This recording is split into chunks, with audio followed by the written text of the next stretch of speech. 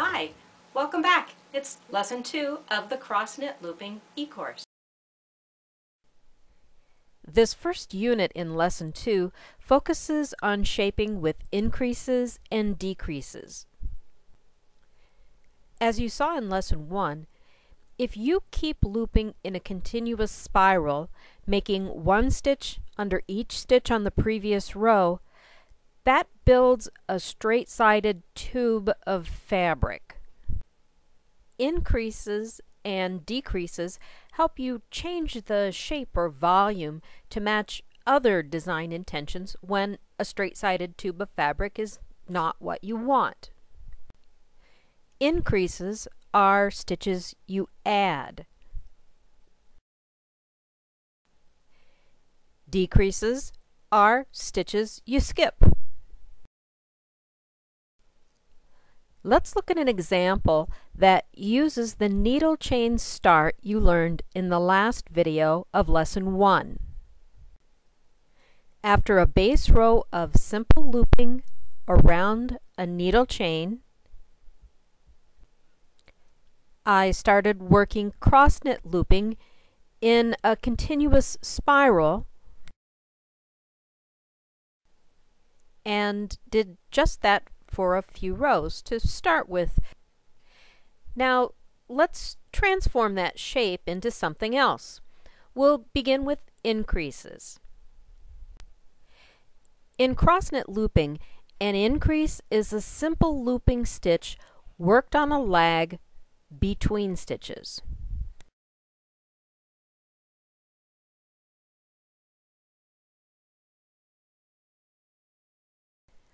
When you come around on the next row and find that added stitch, insert the needle behind it and make a cross-knit looping stitch there.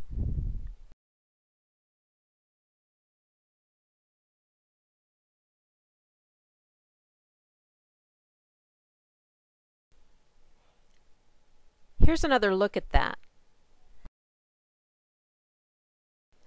To increase in cross-knit, add a stitch of simple looping on a lag between stitches.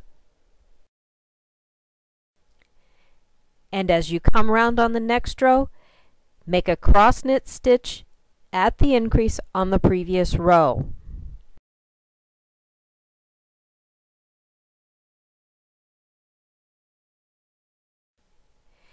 You may have to look for that increase. Keep in mind the shape you want to build and stretch the fabric slightly if you need to see where that added stitch is.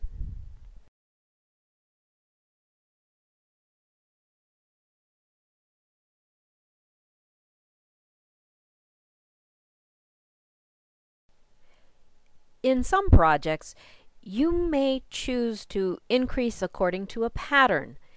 In cross-knit looping, the linear quality of stitches stacked one on top of the other makes patterned increases more pronounced than they may be in simple looping. But there are no rules about when or where you increase. As always, with practice, you'll learn to trust your eyes and instincts to tell you where a pattern of increases will produce the results that match your intentions as a designer. To start getting that practice, begin by making some increases on the sides of a piece. And then see what happens when you throw in some increases on the front.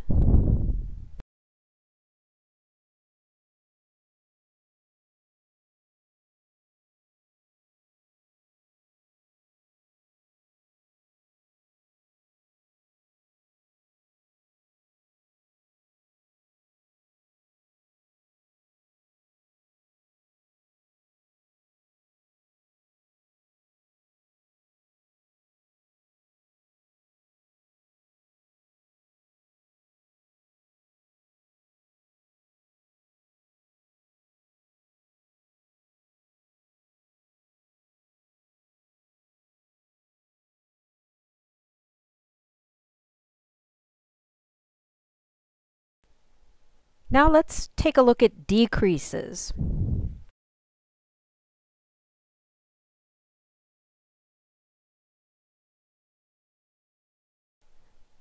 A decrease is a skipped stitch. To make a decrease, bypass a stitch and advance to the next stitch in the previous row.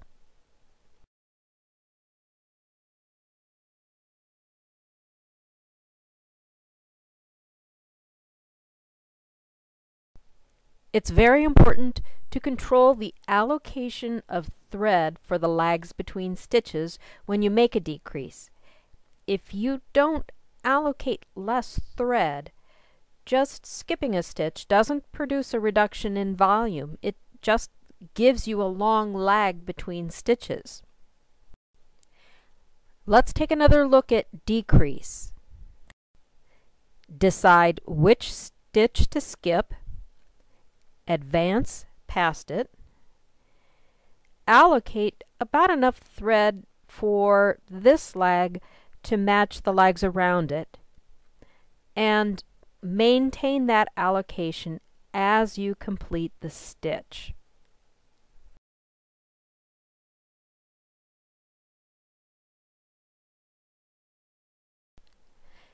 Here's what that decrease looks like when you come around on the next row.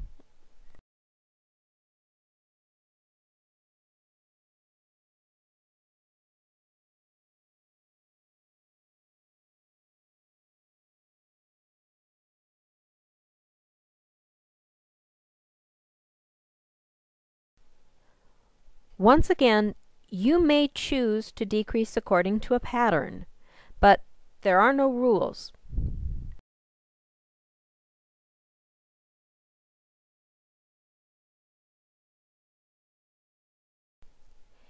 In this example, I decreased at the sides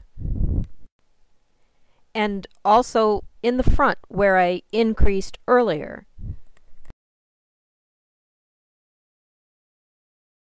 And eventually worked decreases all the way around to close the base.